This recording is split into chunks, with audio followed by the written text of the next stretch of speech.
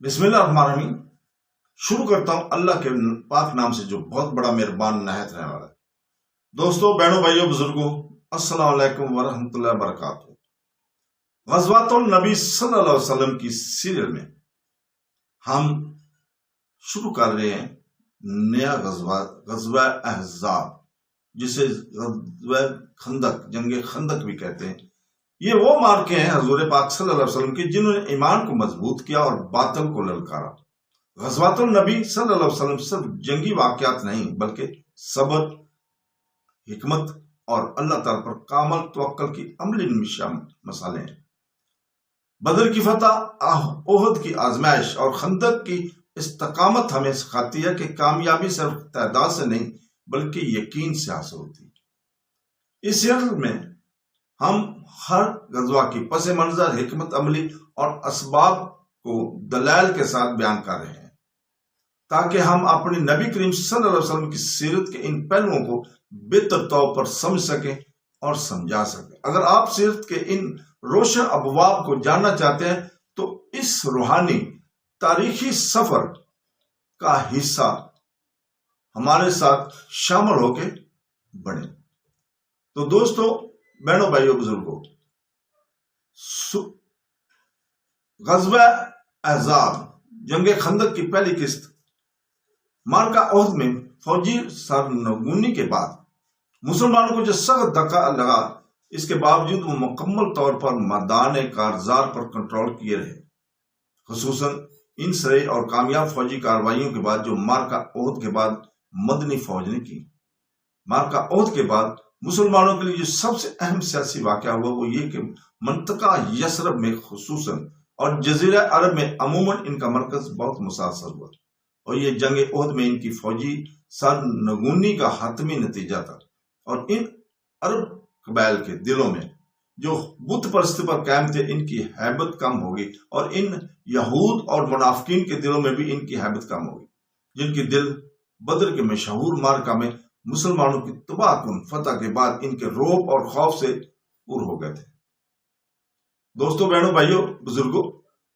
اور یہ تلخ حقیقت مسلمانوں نے سے پوشیدہ بھی نہ تھی، اور مسلمان اپنی طاقت کو عسکری اور سیاسی لحاظ سے خرچ کرنے کے لگے تاکہ ان دشمنوں پر عملاً ثابت کر دے کہ بہت غلطی خوردہ ہے، جبکہ ان کا خیال تھا کہ مارکہ احد کے بعد مسلمان اس قدر کمزور ہو چکے ہیں کہ وہ ان سے بدلہ لینے کی سخت رکھتے ہیں، اور یہ بھی ان پر ثابت کر دیں کہ وہ یعنی مسلمان ہر اس شخص کو کچلنے کی قدرت رکھتے ہیں جس کے نفس کو ان پر زیادتی کرنے کی بات سوچتی ہے۔ بس انہوں نے سریع اور کامیاب فوجی کارروائیاں کی، اور انہوں نے دشمنوں کو ایسی ضربیں لگائیں جن سے ان کے مورال کو سخت دھکا لگا، اور وہ مسلمانوں کی عسکری قوت اور ان کی سیاسی اور معنوی ترابط کے بارے میں اپنے خطا کار کی درستگی کرنے لگے،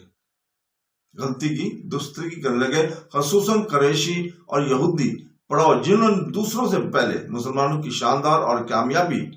کامیاب پہلی فوجی کارروائی دیکھی تھی تاکہ وہ اپنے دشمن پر ثابت کر دیں کہ ان کا عسکری، سیاسی اور عقائدی وجود ہمیشہ مضبوط اور طاقتور رہے گا، اور جنگ احد کی سرنگونی کے واقعات کا اس وجود پر کوئی اثر نہیں ہے۔ ہمراہ الاسد کا یہ دستہ، یہ کارروائی جس سے ہماری مراد ہمراہ الاسد کا دستہ ہے جسے رسول پاک صلی اللہ علیہ وسلم نے اس صبح کو تیار کیا جس میں احد کا مارکہ ہوا تھا، بس اس نے ان کی فوج کا تعاقب کیا جسے اس دستہ کی خبر الروح کے پڑاؤ میں ملی، اور وہ مسلمانوں کو پہنچنے کے لیے مدینہ کی طرف واپس آنے کا عزم کیے ہوئے تھے، اور تعاقب کی اس دلیرانہ کارروائی کے باعث اس کے قائدین کے دلوں میں خوف اور سریت کر گیا، اور انہوں نے صرف مدینہ کی طرف بڑھنے سے ہی انراف نہ کیا بلکہ ان پر خوف طاری ہو گیا، اور انہوں نے اس مدنی فوج سے ملاقات کرنے سے بزدلی دگائی جو ان کے تعاقب میں نکلی تھی، اور جس کے متعلق ان کا خیال تھا کہ انہوں نے اسے مارکہ احد میں مکمل طور پر تباہ کر دیا ہے۔ بس قریش کے قائدین الرواح میں جمع ہوئے، اور انہوں نے اپنے معاملے کے بارے میں آپس میں سوچ بچار کی، اور باوجود کہ انہیں علم تھا کہ مدنی فوج جو ان کے تعاقب میں نکلی تھی ان سے چند میل کے فاصلے پر ہے، انہوں نے مکہ کی طرف مسلسل اپنا سفر جاری رکھا، اور وہ اس غصہ اور مدنی فوج سے گتھنے پر فرار کی آر کو ترجیح دیتے ہوئے کہ واپس چلے گئے، اور یہ فوج اس یقین پر قائم تھی کہ اپنی چھوٹائی کے باوجود جب وہ اس سے ٹکرائے گی تو وہ اس بگولے کی طرح ہوگی جو ہر ٹکرانے والی چیز کو تباہ کر دیتا ہے۔ اس طرح حضرت نبی کریم صلی اللہ علیہ وسلم کو اس رئی فوجی دستہ الامرہ اسد کا دستہ میں واضح کامیابی ہوئی، اور آپ نے سریع اور عظیم فوجی فتح ریکارڈ کی۔ اس کے بعد مسلمانوں نے خصوصاً یسربی دائرہ میں اور عموماً جزیرہ عرب میں بڑی سیاسی فتح حاصل کرنے میں کامیابی حاصل کی، اور اس فتح نے اس غلط نظریے کی تصحیح کر دی جو یہود اور منافقین مارکہ احد کی سرنگونی کے بعد اسلامی فوج کے متعلق رکھتے تھے، اور الامرہ اسد کا دستہ میں مسلمانوں کی کامیابی کے بعد خصوصاً مدینہ کے یہود اور منافقین کو یقین ہو گیا تھا کہ مسلمانوں کو اس قدر قوت اور صلاحیت حاصل ہے کہ کسی فوج کے لیے خصوصاً یثرب میں ان کے خلاف کوئی فوجی کارروائی کرنا خواہ وہ کسی بھی نوعیت کی ہو محال ہے۔ اور بات ان دشمنوں کے خیال کی الٹ تھی، اس لیے جب انہیں اطلاع ملی کہ مکی فوج جسے انہوں نے احد میں مسلمانوں پر فاتح خیال کیا تھا اس کے بعد پیچھے ہٹ گئی ہے، مارکے سے پیچھے ہٹ گئی ہے اور اس مدنی فوج کے آگے بھاگ گئی ہے، جس کے متعلق ان کا یقین تھا کہ وہ جبل احد کی ترائیوں میں تباہ ہو گیا، اور انہوں نے اس فوج کو سربلند ہو کر مدینہ واپس آتے دیکھا تو انہیں حیرت اور تعجب ہوا،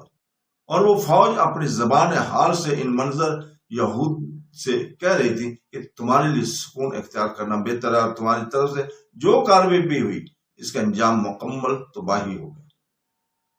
اور عملاً یہودیوں اور ان کے خفیہ مددگاروں منافقین نے اپنے منصوبے کے بارے میں 2 بار غور کیا، اور اس منصوبے کی تنفیذ میں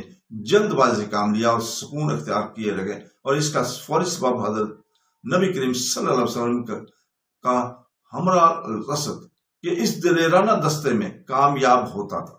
جس نے اسلامی فوج کی ہیبت کو دوبارہ قائم کر دیا اور دوبارہ اسے یثرب میں پہلے کی طرح کسی جھگڑا کرنے والے کے بغیر موقف کا سردار بنا دیا، حالانکہ مارکہ احد میں اسے جوانوں کے نقصان کا دکھ اور مصیبت اٹھانی پڑی تھی۔ اسی دوران میں کہ رسول پاک صلی اللہ علیہ وسلم منطقہ یثرب میں امن اور استقرار کے ستونوں کو مضبوط کر رہے تھے، مغرب یثرب کے دوسرے قبائل مارکہ احد میں مسلمانوں کو لگنے والی دردناک چوٹ سے فائدہ اٹھاتے ہوئے، جسے ان احزاب نے ضرب قاتل خیال کیا تھا، منطقہ حجاز اور بخت میں اپنے منصوبے تیار کر رہے تھے اور مدینہ پر حملہ کرنے اور اس میں مسلمانوں کو ضرب لگانے کے لیے اکٹھا کر رہے تھے، اور ان بت پرست احزاب نے مسلمانوں کے بارے میں لالچ کیا، اور ان میں سے ہر کوئی ان کو مارنے اور ان پر حملہ کرنے اور ان کے اموال لوٹنے اور ان کو عورتوں اور بچوں کو قیدی بنانے کے لیے بارے میں سوچنے لگے۔ اور نبی کریم اور نبوی فوجی انٹیلیجنس میں اس فوج اور کارروائی سے قائل نہ تھی، غافل نہ تھی، ان کو پتا تھا، اور مسلمانوں کو توقع تھی کہ مارکہ احد میں نازل ہونے والی مصیبت کے بعد احزاب ان کے خلاف سری فوجی کارروائیاں کریں گے۔ اس لیے مدینہ کی انٹیلیجنس نے ان احزاب کے علاقوں کی نگرانی کی،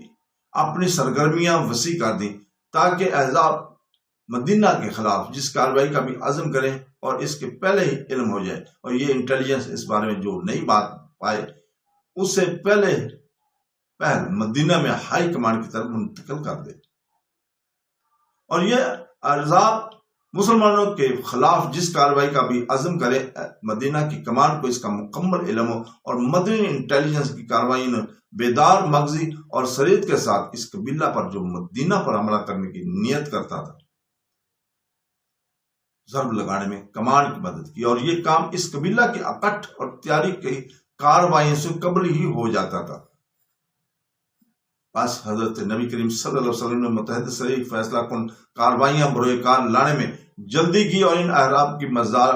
منازل کی سرحد کے ساتھ ان کی کمانڈ کی اور ان کی خواہشات کے آگے ایک روک ڈال دی، اور انہیں ان کے ذریعے سخت عملی درس دیے جن سے وہ مسلمانوں کی فوجی قوت کے متعلق اپنے غلط سوچ کی تصحیح کرنے لگے، جس کے متعلق ان کا خیال تھا کہ وہ جنگ احد کی مصیبت کے نتائج میں کمزور ہو گئی ہے۔ تو دوستو، بہنوں، بھائیوں، بزرگوں، یہیں پہ رکتے ہیں۔ کل انشاءاللہ تعالیٰ ہم اسی وقت آپ کے سامنے